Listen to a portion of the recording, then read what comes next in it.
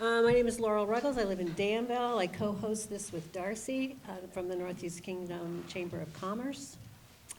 Welcome our legislators this morning as well. So I'd like to thank our sponsors, Passumpsic Bank, Northeast Kingdom Human Services, and the Green Mountain Association of Realtors. I also want to make sure we thank Diane and Al from the St. Johnsbury House for hosting us this morning. Darcy, do you have a few words to say this morning? Let's go right to the legislators. No, all right. We had a really, we went over last time because we had so many questions and so much good conversation. So we'll get started right away. Typically start with our senators. Russ Ingalls couldn't make it this morning, so we have Jane Kitchell. Jane, you want to go first? And then I'm going to start at this end of the table, and we'll just go right across. Okay. Good morning, everyone. Must be getting toward the end of the season. The House Appropriations Committee passed out a budget Friday afternoon. It is an $8.5 billion budget. Just to give you some sense of the big funding pieces of it, there's $2.4 billion of general fund. Those would be income taxes of funds that flow to support most of state government. The transportation fund is $332 million. Education fund is $2 billion. And there's over $3 million of federal dollars. So you can see there's a big presence of federal funding, and we still have federal money that was all appropriated but is still going out over a multi-year period of time.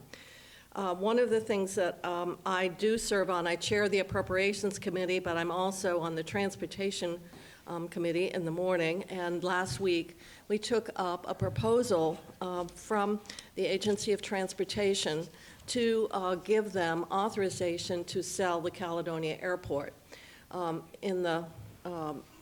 They had been approached by a company based in Burlington, Beta Technologies. It's into electric-powered aircraft, and they are very interested in acquiring the property. It would take authorization, as many of the legislators would know, and there will be a meeting tonight in Lyndonville at the airport for people to come and meet and hear. So what we've been asked to do is give the agency the authorization to move forward and with parameters that are there in a general way, because there are times when state-owned property, in fact, is sold. As anyone knows, that airport needs a lot of work and maintenance, and that $12 to $15 million would not be a priority within the transportation infrastructure. But it needs to have communities opportunity to express concerns, what it means, and that will occur tonight.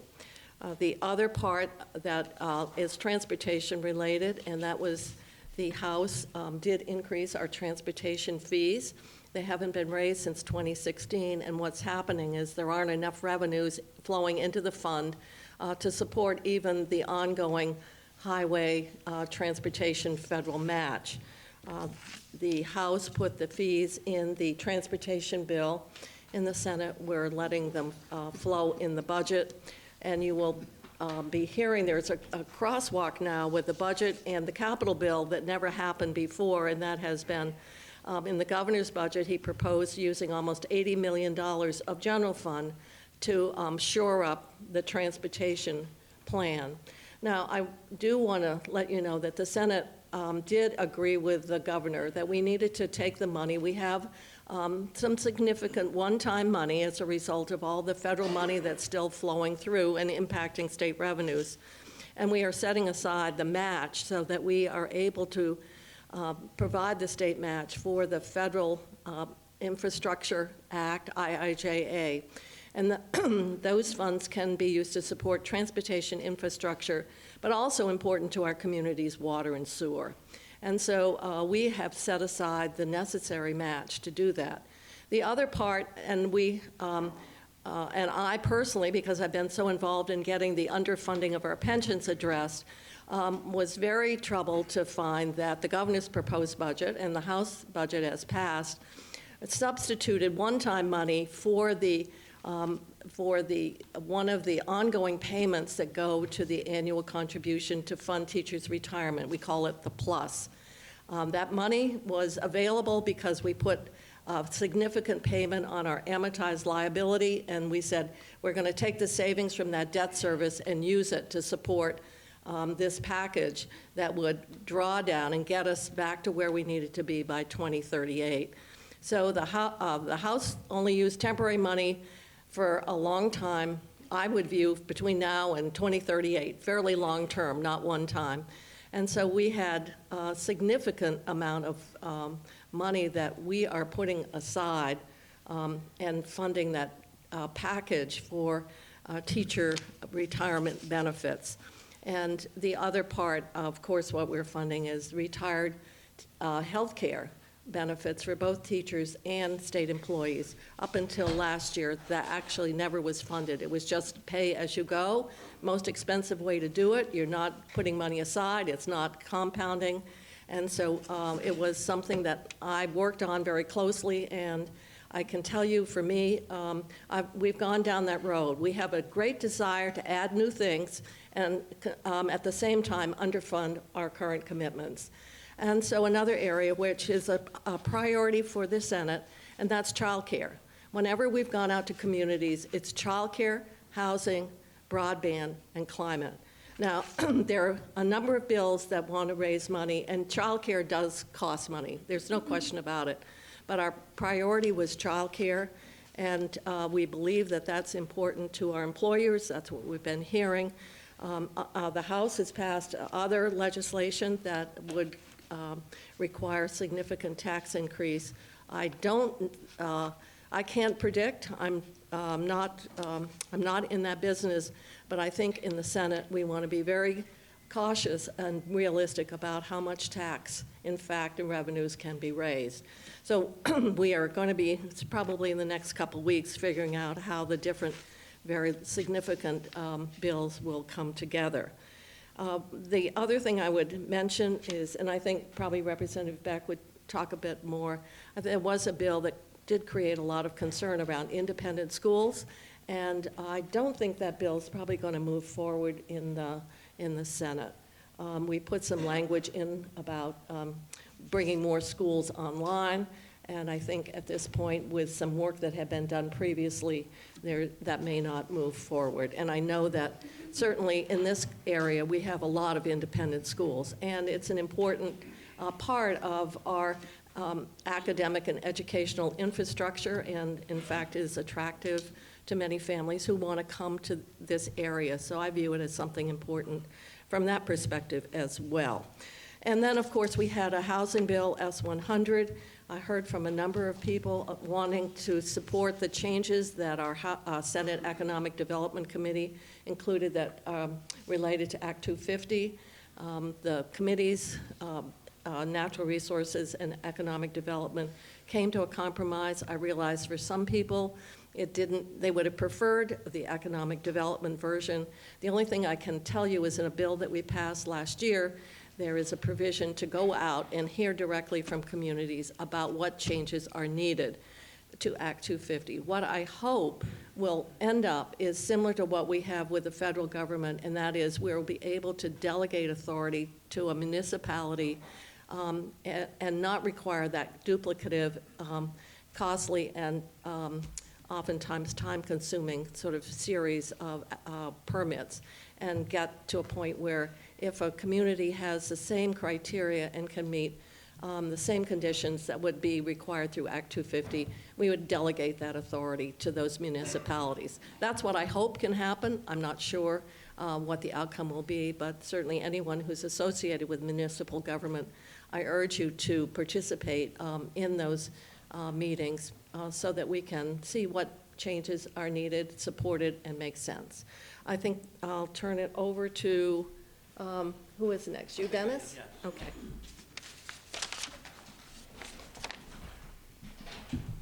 Whoops. Well, I'm excited here. Thank you, Jane. The problem with following the senator on appropriations is I could cross off the airport stuff, and I could cross off the independent school stuff. So that's going to shorten up my speech a little bit here. But I would like to talk about H 391, which is the Rental Arrears Fund. And there's been, what this bill provides to do is to support landlords and tenants to resolve disputes and avoid evictions. Right now, the cost is $2.5 million. $200,000 of that will be put towards administrative costs, which they will hire 2 full-time employees to direct administrative costs, advertisement, background checks, office supplies, so forth and so on. And what this would do, this would leave $2.3 million to allow tenants to receive up to 3 months of rent at a cost of, on an average of $1,500 a month, which would have the potential of 511 tenants would not be evicted. On an average, there's about 1,500 families that are, or individuals also, that are evicted each year. And sometimes, you know, if they might be working, they might get laid off, or they might be having a little bit of difficulty to pay that rent because rent is so expensive. This could possibly help for them to, you know, make it by to get back on their feet again. And so that is one of the things that we are working on in our committee. Also in S100, which is a huge, as the senator said, it's a huge housing bill. And one of the things in the bill is called the first-time generation home buyer. They set $2 million aside for individuals or families whose parents did not own a home. For the parents who did not own a home, and that the buyer could get between $25,000 and $30,000 in help in purchasing a house. So that's, like I said, it's $2 million as of right now.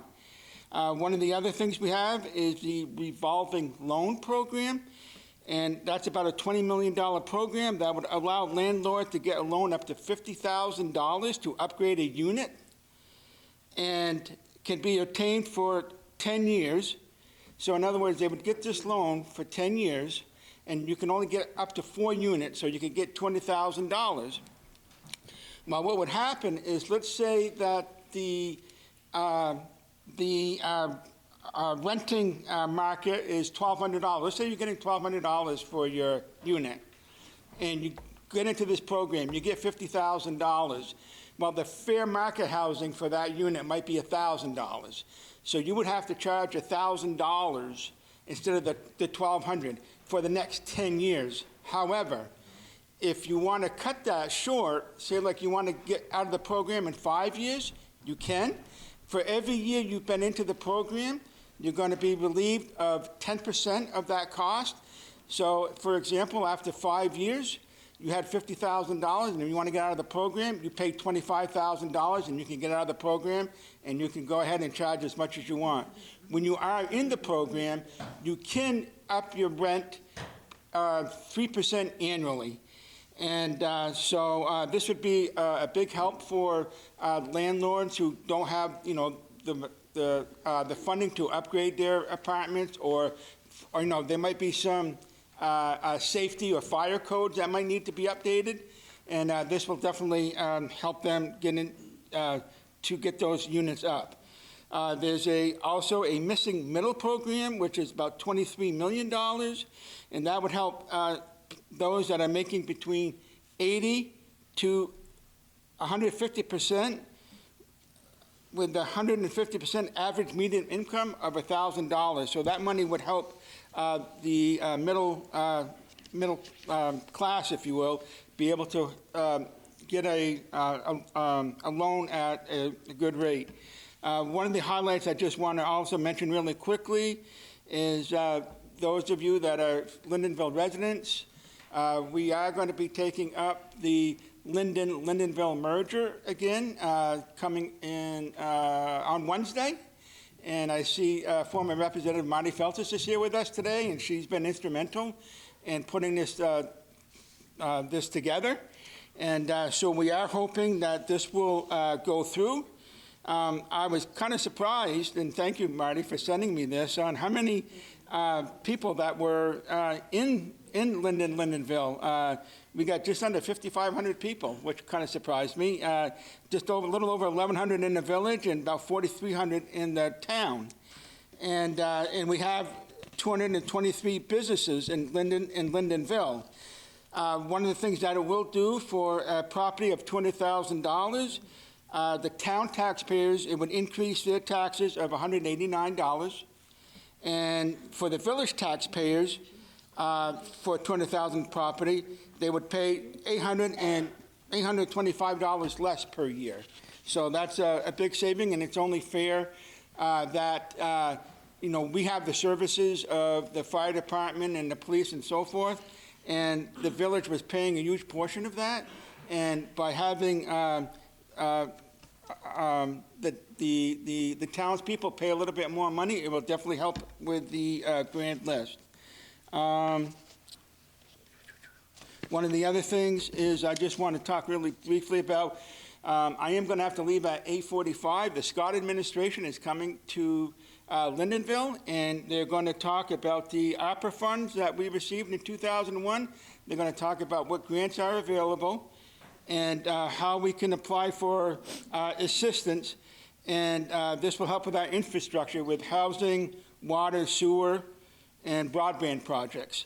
So that will be coming up here this morning. And just one thing about the airport is that it is going to be held at 5:30, the meeting tonight. So those of you that want to attend, more than welcome. So, it's going to be at the airport, right at the airport. There's like a little office there. Yeah, it's going to be at 5:30. That's the one you talk about, the airport, right? You talking about the airport one? Okay. Yeah. And if you're interested in going to the governor's meeting, that's going to be right behind the fire station in Lindenville. And so next up is Representative Terry Williams. Thank you, Dennis.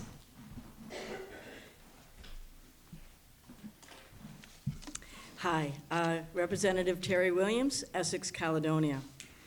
A few bills are happening in my committee and some that are not in the committee that are of interest. I want to talk a little bit more about the child care bill. And the reason is it came into our committee on Friday. We did a review of it. Next Tuesday and Wednesday, we're going to have like a ton of testimony on it. And I believe it is intended for this bill to leave our committee by the end of the week. So it's S56, and it's an act relating to child care and early child care education. This bill will move the pre-K, starting age 4, to a full-day basis by July of 2026. It will implement a second deputy secretary to evaluate the status of early education and special education to achieve greater parity and decision-making. It will give child care financial assistance to families for up to 3 months that need child care services to obtain training leading to employment. This would be based on income eligibility. It would give a provider rate adjustment to child care services provided by center-based child care and preschool programs, family child care homes, and after-school and summer care programs. The reimbursement rate would be adjusted to account for the differential between family child care homes and center-based child care and preschool programs by 50%. As I said, we'll be taking a lot of testimony. We will or will not make changes to this bill. If we do make changes, it will go back to the Senate for more review.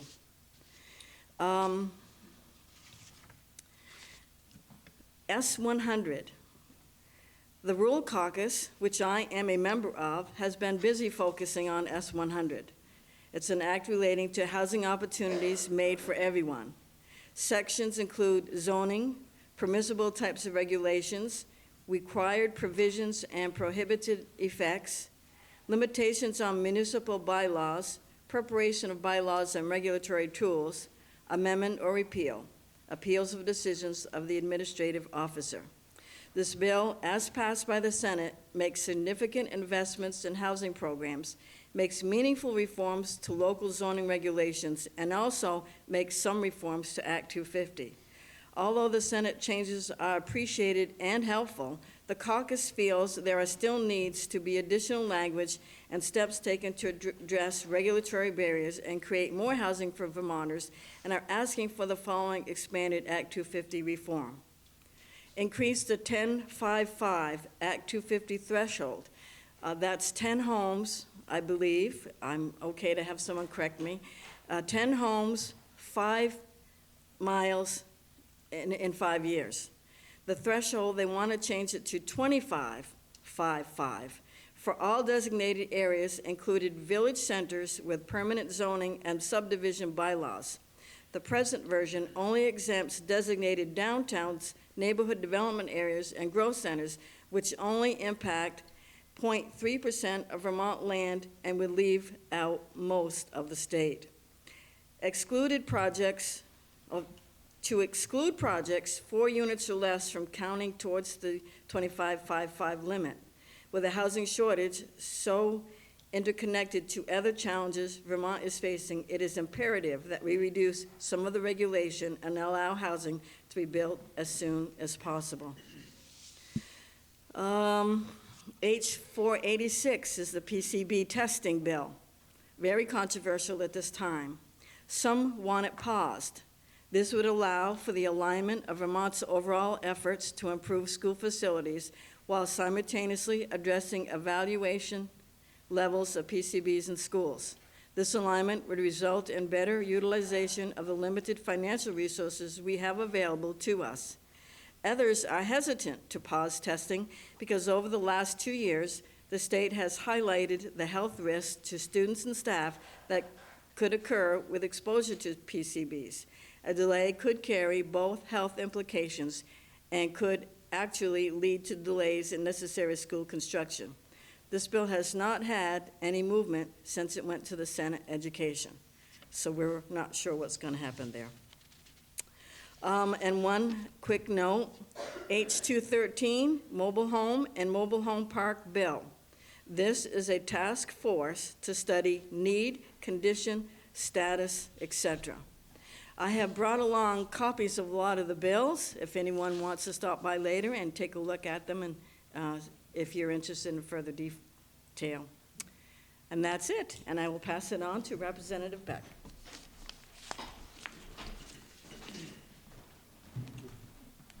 Thank you, Terry. Thank you for everybody for showing up this morning. I'll try to be brief and leave as much time for questions as I can. As far as the budget is over in the Senate, of course, and Senator Kitchell talked to it briefly. I wasn't able to support the budget this year. Usually I am. In fact, I can't even remember another time I didn't vote yes for the budget. But the budget, in my opinion, is a mess. One-time money is being used where it should not be used. There are additional taxes and fees. And when we have surpluses in state government, I just think that's a really inappropriate time to be increasing taxes and fees on Vermonters. So I voted no on the budget. House Bill 483, which is the independent school bill, Terry touched on it. It's over in the Senate right now. I follow it really closely down there. I spend a lot of time with them right now. There will be pieces of that bill that make it to the finish line. They won't be the pieces that would damage independent schools and school choice in this area. Those ideas are still on the table. People are still pursuing them, but they won't advance this year and hopefully never. Senate Bill 56, which is the early child care bill, Terry alluded to that. And let me just big picture where we're at on that bill. The governor's recommend was to increase support for early child care providers by $56 million in this budget without a tax increase. That would be on top of the $37 million that was added in the FY23 budget last year. That's ongoing. So if the governor's recommend were to pass, that would be an additional $93 million to our early child care providers at about 20,000 kids. That's about an extra $4,600 per kid for early child care. That's a significant commitment. The Senate, they put forth a bill. They increased that $56 million to $120 million, and they added parental leave. Okay, in order to pay for that, they captured the $36 million from the child income tax credit and also added a 0.42% payroll tax. The House version was just left Human Services and is now on to House Ed, and that'll eventually end up in my committee. That is also at about the $120 million level without parental leave, because that's in another bill coming from the House, which has a lot more leave categories. And there is some conversation right now about where that extra money beyond the $56 million that the governor recommended, and there's all kinds of options. There's payroll tax, there's corporate income tax, there's personal income tax increases. And so I'm trying to, very, very, very rarely, I think they can only think of one time where I voted for a tax increase. I certainly like the governor's recommend, which is another $56 million no tax increase. But we're trying to figure out where this thing falls. We're just not really sure right now. There are a lot of possibilities. There's also a possibility of trying to do something big with our universal pre-K system in this bill. And that would change everything, because now you're getting into the education fund. Oh, and one last thing, the education fund. So I think last time I was here, I let everybody know that the recommend out of the House for property tax rates this year, education property tax rates, was to give people the tax rates that we told them, that we warned them that they would get when the December 1 tax letter came out. That was the House's recommend. Just give them what we told them they were going to get. And right now it's over in Senate Finance. They're mulling it over. They haven't made a decision to move away from that. They may stick with that. They kind of like the idea as it came over. But, things change, and we'll see where they end up. But we should know probably in the next week or two where education property tax rates will end up for next year. Thank you.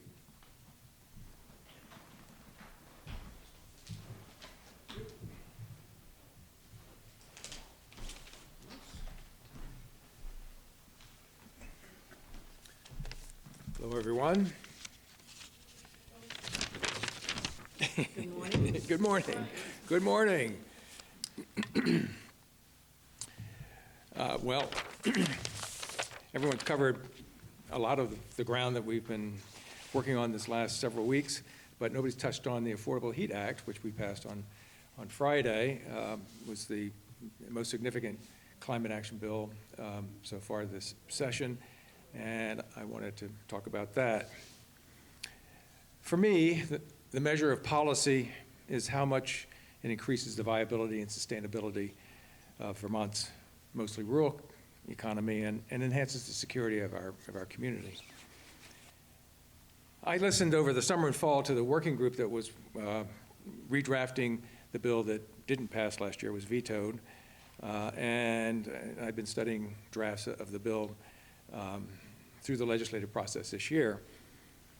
And I believe S5, which is the Affordable Heat Act, is a plan that checks all those boxes.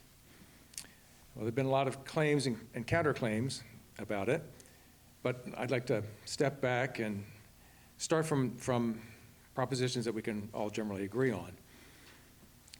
The climate is changing. We see that. Oil and propane prices are volatile and are driven by global markets. Vermont has zero influence over them. The oil and propane price roller coaster is especially hard on lower wage and fixed income households. Public policy should help everyone, especially low and moderate income households, reduce their vulnerability to unstable prices. There are two main ways to do that in home heating. It's weatherization and more stable, non-fossil heating equipment.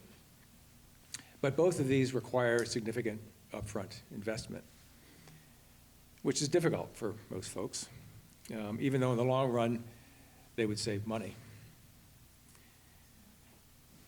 Another thing I think we can all agree on is better policy to prioritize incentives rather than penalties. And to be effective, incentives for weatherization and non-fossil heating equipment must be predictable and dependable. So S5 is essentially a funding plan to pay for these needed incentives.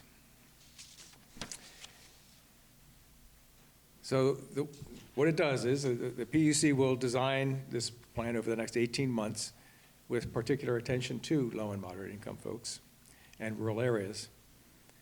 The next legislature and governor in 2025 will decide whether to implement the program. Contrary to some claims, the bill requires the PUC to keep the impact on oil and propane prices low, most likely a matter of pennies per gallon. The ups and downs of the global market are overwhelmingly more significant than that. A small investment to reduce our exposure to that market is, in my view, both wise and prudent. So the climate crisis impact on Vermont is not only environmental, it's economic. Global, national, and regional economies are changing, transitioning away from near total reliance on fossil fuels. Governments are incentivizing and beginning to require carbon reductions. Vermont is not prepared. We need to build out the EV charging network. We need weatherization installers and heat pump mechanics. We need to upgrade the electric grid. All of this takes time and investment and planning. And the longer we delay, the higher the costs, and the greater this disruption, and the greater the threat to those who are most vulnerable economically. So is S5 perfect? No, it's not perfect. And this is why implementation is 2 years in the future, and so more study can be done and tweaks can be made. But I believe, after spending a lot of time with this bill and the concepts, that it's a carefully thought out roadmap, and that's why I support it. Thanks.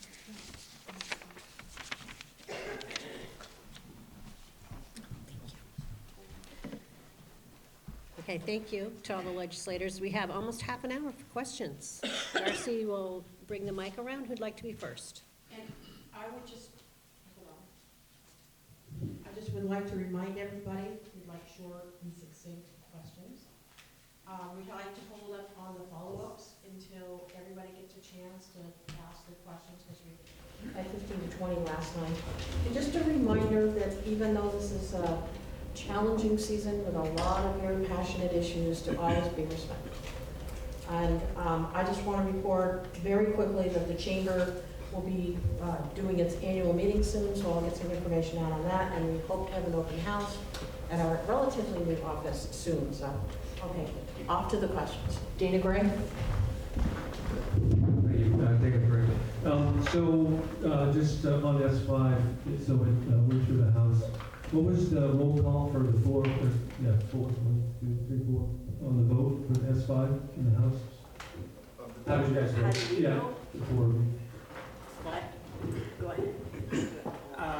I believe the vote count was like 114. How did you vote? Oh, how did I vote? Oh, I voted no. I voted no. I was a no as well. I know what you voted. So, Darcy, follow-up question then. You sit there in a meeting. I'm sorry. Let the record show. Let the record show. That was a close question. Anyway, so Representative Labonte, could you explain your no vote on that? Yes. Thank you. The reason why I did vote no is because I think there's still a lot more information that needs to, to be found out about. The other thing is, I remember back a number of years ago when solar panels were going to be the big issue to help bring down the cost and to conserve electricity. And just, up front, I'm all for environmental, to save our planet. But I can remember I checked into the solar panels. And even with a subsidy, and you're talking back 15, 17 years ago, even with a subsidy, it was going to cost like $25,000 to put the solar panels in. So, and with people, especially in this area of the state, which is probably, the most depressed part of this of the state, people are living paycheck to paycheck, and they just don't have, the resources to go and to put in a heat pump, even with some subsidy. And so that was one of the main reasons why I did not support this bill. I did do a little checking over the last 20 years, and I can't remember the website. It was an independent website, and I checked on the price of number 2 heating fuel over the last 20 years. And, you know, as Representative Campbell did mention, yeah, I mean, it's volatile. But, you know, back in 2014, it was over $4 a gallon. And back in 2016, it was over $4 a gallon. So yes, it does fluctuate, and it did go down to a little, about $2.58 at one point in 2019 or something. But I do know the electric bill has never fluctuated. It's always gone up. And so that's my concern. And the other concern is that I've been hearing about the heat pumps are only relatively efficient until it gets to about 10 below zero. And we all know it gets a lot colder than 10 below zero up here. And just one quick other note, I found out, it was pretty interesting. There was an article in a main paper where an individual put in a heat pump system, called up his insurance company to let him know, because he didn't know if he would get some kind of a discount on his insurance. Come to find out is because of the heat pumps do not run well if it's 25, 30 below zero, if pipes freeze, so they dropped them. So now he's trying to find insurance company that would allow him to, you know, purchase homeowners insurance. So with all that said, that's why. Questions? Please state your name and your town. Different subject altogether. Tony Amar from Newbury. I have a question for Senator Kitchell. Representative Parsons from Orange Cow introduced a bill, H394, some time ago, and I believe Representative Beck and Williams were co-sponsors to that. And it was about clarifying municipal zoning authority of the group laws. So that bill didn't go anywhere. So Representative Parsons reintroduced it as an amendment to H222, which also didn't go anywhere. So the question to Senator Kitchell is, do you support or agree with the intent of that language that Representative Parsons proposed? I think the situation that's being referred to is a dispute between the administration, Department of Children and Families, and the town of Newbury about citing a juvenile facility. In case other people in the room are not familiar, the Justice Oversight approved a plan that would be operated by Beckett, which is a private treatment facility, and they own property in Newbury. The town has felt that that's not an appropriate site. I am not familiar with the details of what Representative Parsons indicated. I know that the community would like the legislature to intervene and stop the project. I'm very clear on that. However, attempts to do it, whether it's Representative Parsons or discussions with other legislators, this is an issue that is currently under appeal at the Vermont Supreme Court. And so I am not a lawyer. I can't get into the details of what is the difference between group homes and what is a topic of discussion. I would say that in order for the legislature to intervene, it takes a majority of 180 people. I have not gotten any indication that other legislators would support intervening in the siting of this facility. This doesn't mean that I haven't tried to get DCF to consider other alternatives. And where they might be, they're still under discussion. They might be St. Albans, they might be Chittenden County. So you know that's a different facility altogether. Again, it's a treatment facility. And so I am not in a position to legally make a determination. This is up to the Supreme Court. I realize that this is something that the community is very upset about, but I don't have the ability to distinguish between legal definitions, since that seems to be part of the appeal. I have a very different. I said follow up, and I gotta be fair to I everybody. don't have a follow-up. I have a very different question. Okay.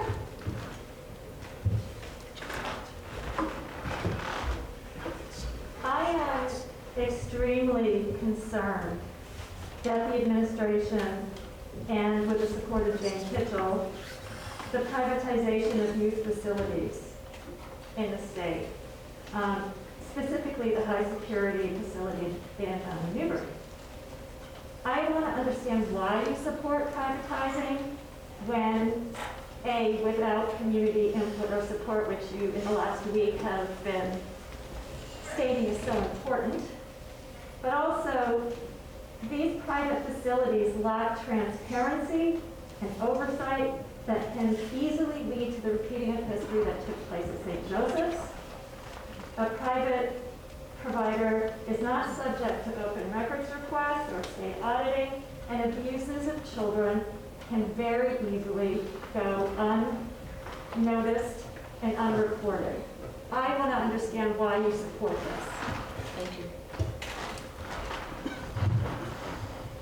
Well, first of all, I support the fact that we need to get facilities for our youth. We also have other vulnerable populations. Please. So I am not on the Justice Oversight or the Child Welfare Oversight Committee. They have the responsibility under the way in which we do our work to review the proposal that came from Beckett. They came forward with a position that they supported moving forward. This came after Woodside was closed, and I think we know that, in fact, that state-operated facility was a subject to lawsuits, and in fact, hundreds of thousands of dollars have been paid to some of the youth that were placed in that state-operated facility. Not relevant. Please. So whether privatizing, we actually do a lot of privatizing. That was not necessarily something that came out of a committee that I serve on. It came out of the committees of policy jurisdiction. And so I don't know your body language. I'm not sure what you mean by that. I'm going to say this one more time. Please allow her to speak. So the only thing I am going to say at this point is that this is under appeal. There are other legislators who feel that, in fact, the lower court decision was correct, that we do have a law that is designed to allow certain facilities to move forward. The dispute is whether this is a facility that should fit under that. That's not my question. I asked you about privatization and abuse. We do a lot of privatization, and we have backup operating facilities right now. If we wanted to close them all down, we would not have programs sufficient to serve. What about the lawsuits for them targeting gay youth or the young I said one question. One question. One. There were close to 40 people there, and they have the opportunity to speak as well. Child abuse is kind of an important issue. I know that, but please, be respectful. Okay. We have a question on another topic? John? And then in the back, Darcy as well. Actually, I have a question for Representative Beck. You made mention of the education property tax rate and realizing things are still in discussion here. Can you just give us a reminder as to kind of what's been proposed so far, or where you think things may land at the end of the session? That's a hard question, but... Yeah.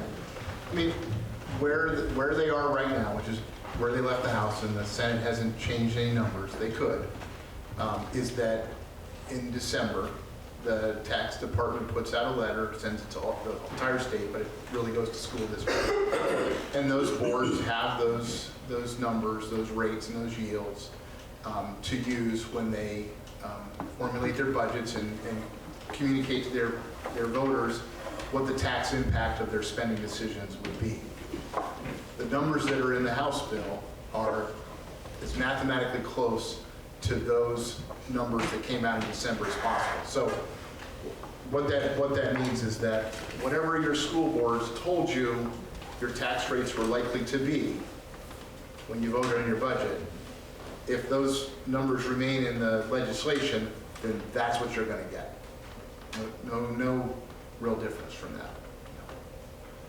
Thank you. Was there a question, Becky?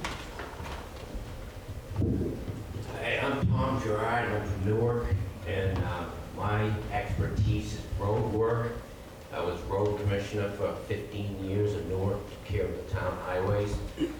And I have a question as to why the state of Vermont seems to be state policy that the roads are allowed to deteriorate to the point where they're not safe before some work will be done on them. I've traveled all over New England a fair amount, and consistently I notice that the state of Vermont highways are the worst in New England. And you don't have to go far to see where the best ones are. All you gotta do is drive east over the Connecticut River. And when I can drive to Boston, and after 10 miles, I'm wondering where the heck all the potholes are. Drive all the way to the state line, and I have to look for potholes, but all I have to do is come across the Connecticut River, and they're everywhere. Okay. I would like to have somebody tell me why that's the case. I'm not on transportation. I know Janice Peasley's ears are burning But somewhere. it is not the policy of Vermont to have roads that are not in good shape. But I will say this, there's probably only one thing that on a per capita, or that on a, that New Hampshire spends more money than Vermont on, and it's roads. They spend about time and a half what we spend. They have about the same mileage. And I noticed the same thing. I went over to Kennebunkport last weekend with my wife. Wow, once you get across the river, it's really smooth. I guess one could say it all comes down to money. The federal dollars coming in, and that's why we wanted to keep the match available, will certainly help. We have had a number of years where, in fact, the paving budget has been over $100 million, and so you're going to see some major arteries improved, including Route 2, that stretch between the Cabot town line all the way, I think, through the Marshville town line. And that is a major rebuild of the road. And the other thing I would say about New Hampshire is they have tolls.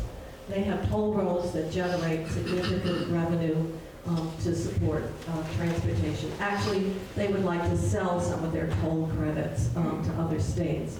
So paving is a top priority, and this is, I think, maybe the 4th year we're paving. The big problem, of course, is the cost, and the miles that can be paid has been influenced by labor costs as well as the cost of asphalt. So it's costing more to do this same amount.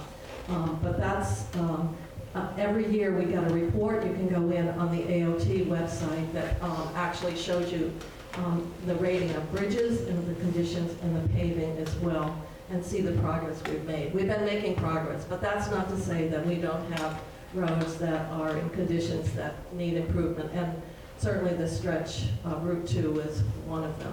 A lot of money is going into replacing the bridges on the interstate system, and some of those are very, very expensive, obviously, projects as well. And I don't think, do you have anything more? Well, I would just admit that I'm on the Transportation Committee, and I'm new to that this year.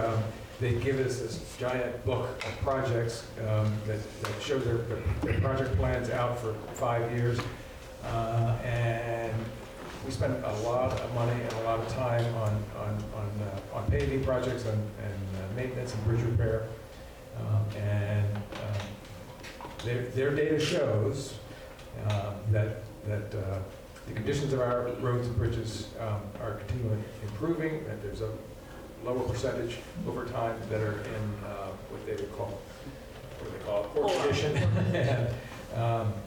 And on the other hand, when I'm driving in downtown, on Route 2 in downtown Montpelier, I can't believe the potholes. And that does not look like a good advertisement for our capital city. So I'm with you. I wish we could get everything paved beautifully, but it does take money, as Senator Kitchen says.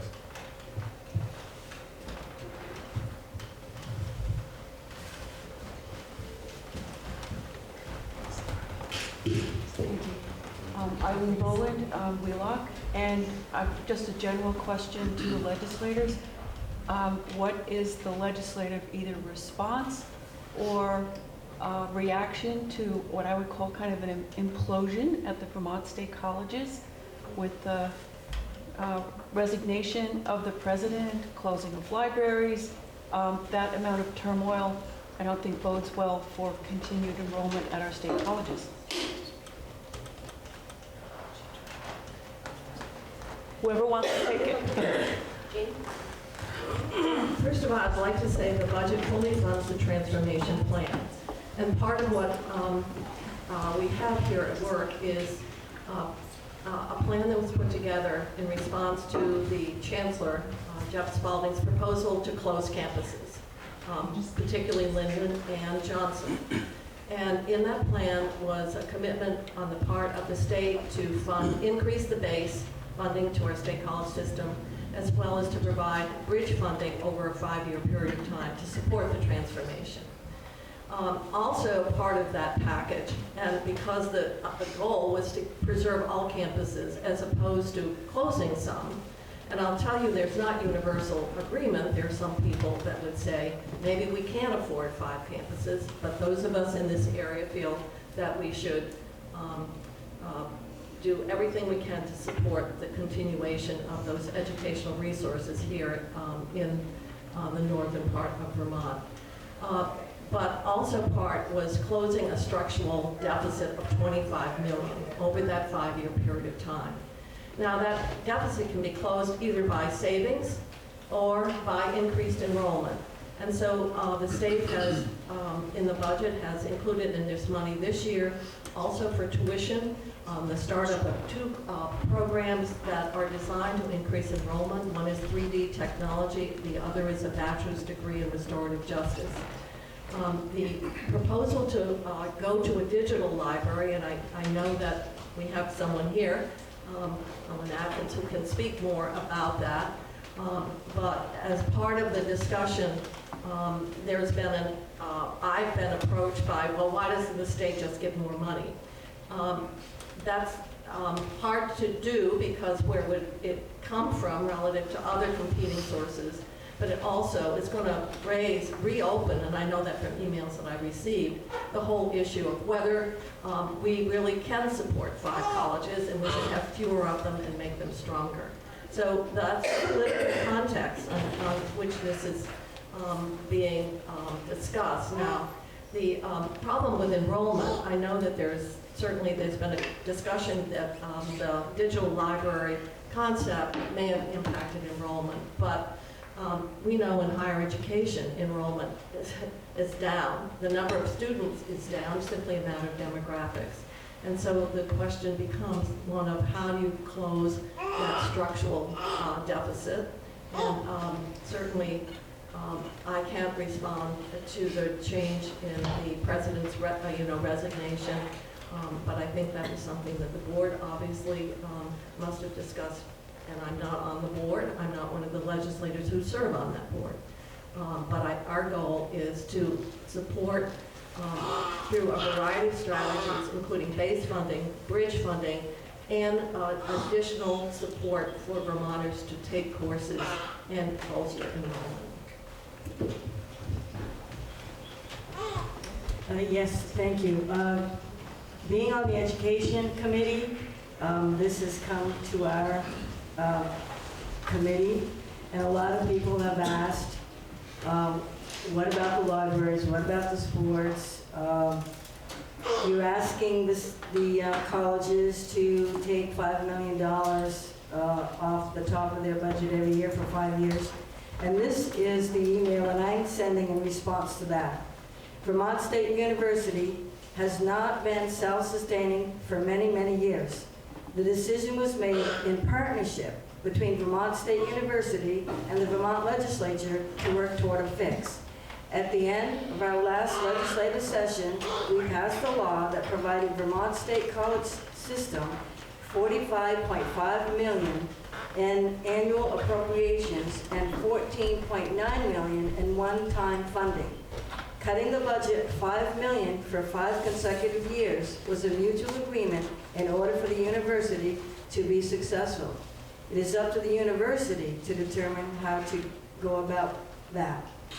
As we stand today, with the resignation of the university president and the work toward consolidation, the library and sports plans are on hold. I encourage you to look at a video dated April 15th at the House Education Committee website. that the people from Vermont State Colleges came and sat down with us, and we had a very informative discussion with them. So if you want help in finding that video, I will do that. But please know that I understand your concerns and appreciate you reaching out.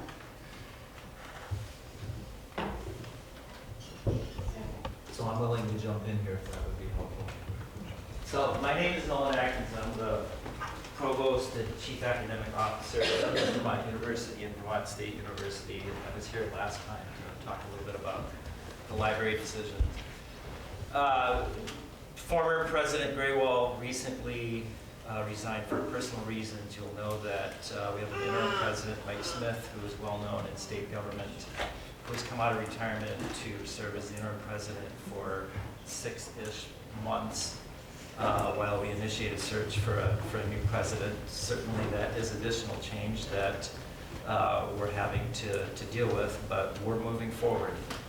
With respect to the two decisions, the chancellor has been very clear that given this change, we're going to pause on the two decisions and reevaluate. Stability of the system and enrollment is paramount right now, and we're in the heart of recruiting, and we want to make sure that we have a good recruiting season as we bring in the new class for the fall of 2023. So the decisions are on pause, they're being reevaluated, and more details will be forthcoming soon. Just one thing, I have time for one more question. Hi, my name is Daryl Rudy. You two guys on the right know me pretty well. And I'm here, I have Alzheimer's, which means in a few years I will die of Alzheimer's. And there's a position that's being in front of the State Senate for a dementia coordinator position. And I think it's crucial. It's a drop in a little drop of water in the bathtub in terms of the budget. It's a $160,000 position. It's going to have a big impact. There's over 30,000 people. I shouldn't say 30,000. Yeah, that is correct. There's 30,000 people in the state who have Alzheimer's, and we're all going to die. And there's others coming up because the age of our population is growing. So I would urge you to do whatever you can to initiate that singular position. The woman we're currently working with, Meg, is quite amazing and takes on a gigantic load. So I would just encourage both of you to. I want to assure you that the House did include that position in the budget, and so did the Senate. I'm sorry? And we'll be voting on it. The other thing I would point out is the governor's budget included no increases for our mental health agencies, along senior nutrition. And the House included funding that in the Senate was increased those reimbursements from 4% to 5%. So that position that has been requested, we have a lot of testimony on to support the work for the dementia coordinator has been reflected in the budget, and I don't think that you will see any opposition, to be honest. Okay, we have somebody in the back, and then Terry Lynn had another comment. Hi everyone, I just wanted to introduce myself. My name is Morgan Nichols. I'm here on behalf of Congresswoman Ballant in our office here in Vermont. I'm a constituent services representative as well as a community liaison. What those hats mean is on the constituent services side, our office, if you're engaging with a federal agency and you're struggling, you're having some challenges, please don't hesitate to reach out to our office. We might be able to help you, help you navigate those systems, or connect you to, or refer you to some resources. On the other side of that, I'm a community liaison, and my buckets are related to workforce development, the small business economy, rural economic development, women's economic opportunity, workforce development, arts and culture, libraries. But again, if you need to reach out to our office or you're interested in being in touch, please don't hesitate to go to our website. I'm so sorry that I'm going to have to duck out after this meeting to go to another meeting. But we're really excited to be here. Thank you, Darcy, for welcoming us. And as I'm sure you've heard and seen, Congresswoman Harris a lot about housing and mental health. These are a lot of the things that we're connecting with the communities on throughout the state. And we also know that there's so many intersectional aspects that impact housing and mental health. So we look forward to connecting with you. And please, again, don't hesitate to reach out to our office. Again, my name is Morgan Nichols. Thank you so much for the opportunity. I'm having a hard time focusing on this human behind me. Yes, and I just have one comment I want to make. I have a copy of the statement of the governor on S5, the Clean Heat Bill, if anyone is interested in reading it. Thank you. Okay, that wraps up for today. Darcy, you have a few words or no? Just the last thing, we will see you on May 22nd. Hopefully the session will be pretty much done by then, and we'll do a recap of the entire session. Thank you very much, everybody.